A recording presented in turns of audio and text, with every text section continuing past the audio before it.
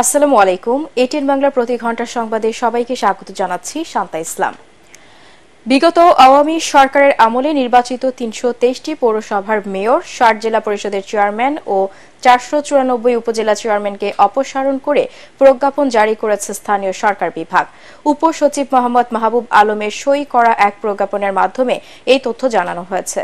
এতে বলা হয়, স্থানীয় সরকার অধ্যাদেশ ২০২৪-এর ধারা ৩২-এর ক প্রয়োগ করে ৩২৩ পৌরসভার মেয়রদের নিজ নিজ পদ হতে অপসারণ করা হলো। শূন্য ঘোষিত এসব উপজেলা, পৌরসভা ও জেলা পরিষদে প্রশাসক নিয়োগ করবে সরকার।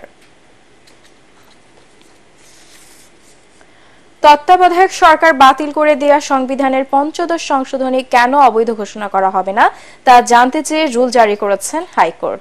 দুপুরে বিচারপতি নাইমা হায়দার ও বিচারপতি শশাঙ্ক শেখর রায়ের দ্বৈত বেঞ্চ এই রুল জারি করেন।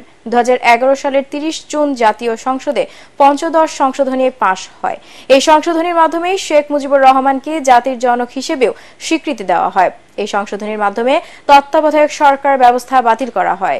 এছাড়া জাতীয় সংসদে নারীদের জন্য সংরক্ষিত আসন সংখ্যা ৪৫-এর পরিবর্তে ৫০ করা হয় সংবিধানের ৫০ সংশোধনীর মাধ্যমে।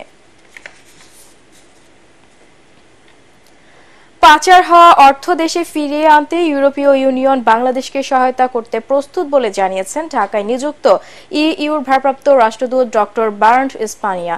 সকালে বিএনপি মহাসচিব মির্জা ফখরুল ইসলাম আলমগীরের সাথে চেয়ারপারসনের গুলশান কার্যালয়ের বৈঠক শেষে দলের স্থায়ী কমিটির সদস্য আমির খসরু মাহমুদ চৌধুরী এই কথা জানান।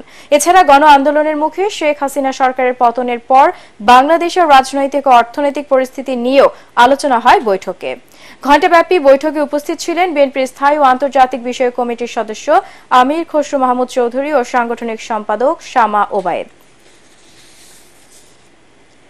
ডিবির সাবেক অতিরিক্ত কমিশনার হারুনুর রশিদের বিরুদ্ধে দুর্নীতির তথ্য অনুসন্ধান শুরু করেছে দুর্নীতি দমন কমিশন। এদিকে বিগত আওয়ামী লীগ সরকারের প্রভাবশালী ৬৫ জন মন্ত্রী এমপির দুর্নীতি অনুসন্ধান করতে দুদককে আবেদন করেছেন সুপ্রিম কোর্টের এক আইনজীবী। দুদক চেয়ারম্যানের কাছে তাদের তালিকা এবং অস্বাভাবিক সম্পদ বৃদ্ধির বিষয়টি উল্লেখ করে এই আবেদন করেন ব্যারিস্টার এম সরওয়ার হোসেন। সাবেক মন্ত্রীদের মধ্যে যাদের নাম রয়েছে, বাণিজ্যমন্ত্রী টিপু মুনশি, সাবেক বিদ্যুৎ ও জ্বালানি প্রতিমন্ত্রী নসরুল হামিদ বিপু, সাবেক খাদ্যমন্ত্রী সাধন চন্দ্র মজুমদার, সাবেক আইনমন্ত্রী আনিসুল হক, সাবেক শিক্ষামন্ত্রী ডক্টর দীপুমণি, সাবেক ত্রাণ ও দুর্যোগ প্রতিমন্ত্রী ডক্টর এনামুর রহমান, সাবেক স্বাস্থ্যমন্ত্রী জাহিদ মালেক এবং সাবেক স্থানীয় সরকার মন্ত্রী তাজুল ইসলাম। এছাড়াও জুনায়েদ আহমেদ পলক, মহিবুল হাসান চৌধুরী নওফেল, খালিদ মাহমুদ চৌধুরী ফরিদুল হক, গোলাম দস্তগীর গাজী, ইমরান আহমদ, জাকির হোসেন, কামাল আহমেদ মজুমদার, জাহিদ আহসান রাসেল, নুরুল মজিদ মাহমুদ হুমায়ুন, শাহজাহান খান, হাসান মাহমুদ, কামরুল ইসলাম, হাসানুল হক ইনুর নামও রয়েছে। সাবেক সংসদ সদস্যদের মধ্যে এই তালিকায় রয়েছেন বেনজির আহমেদ, সরওয়ার জাহান, রফিক শরীফুল ইসলাম জিন্না, শহীদুল ইসলাম বকুল, শেখ আফিল উদ্দিন, সলিম উদ্দিন তরফদার, কাজী নাবিল আহমেদ, এনামুল হক, মেহের আফরোজ চুমকি, নূর আলম চৌধুরী শাওন, শেখ হেলাল উদ্দিন, স্বপন ভট্টাচার্য, কাজিম উদ্দিন আহমেদ, কুজেন্দ্রলাল ত্রিপুরা, মহিবুর রহমান, মামুনুর রশিদ কিরণ ও জিয়াউর রহমান। আবেদনের বিষয়ে দুদক সচিব খোরশেদা ইয়াসমিন বলেন, সুনির্দিষ্ট তথ্য পেলে অনুসন্ধান করবে দুদক। রেলওয়ের লোকজনই টিকিট কালোবাজারিতে জড়িত বলে জানিয়েছেন রেলওয়ে উপদেষ্টা ফাউজুল কবির খান। সকালে সচিবালয়ে সাংবাদিকদের তিনি কথা বলেন। এ সময় টিকিট কালোবাজারিদের বিরুদ্ধেও ব্যবস্থা নিতে টাস্কফোর্স গঠনের পাশাপাশি শিডিউল অনুযায়ী ট্রেন চালানোর নির্দেশ দেন রেল উপদেষ্টা। তিনি বলেন, ভারতের সাথে ট্রেন চলাচলের অনুমতি এখনো পাওয়া যায়নি। দায়িত্বশীলতার সাথে কাজ না করতে পারলে তাকে সরিয়ে দেওয়া হবে বলেও সতর্ক করেন ফাউজুল কবির। নিজের সম্পদের হিসাব দেবেন বলেও জানান তিনি। আন্তর্জাতিক আগামী নভেম্বরে মার্কিন প্রেসিডেন্ট নির্বাচনকে ঘিরে প্রতিদ্বন্দ্বী কমলা হ্যারিসের বিরুদ্ধে একের পর এক ব্যক্তিগত আক্রমণ করছেন রিপাবলিকান দলের প্রেসিডেন্ট প্রার্থী ডোনাল্ড ট্রাম্প। পেনসিলভানিয়ায় এক নির্বাচনী সমাবেশে কমলাকে বামপন্থী ও উন্মাদ বলে মন্তব্য করেন তিনি।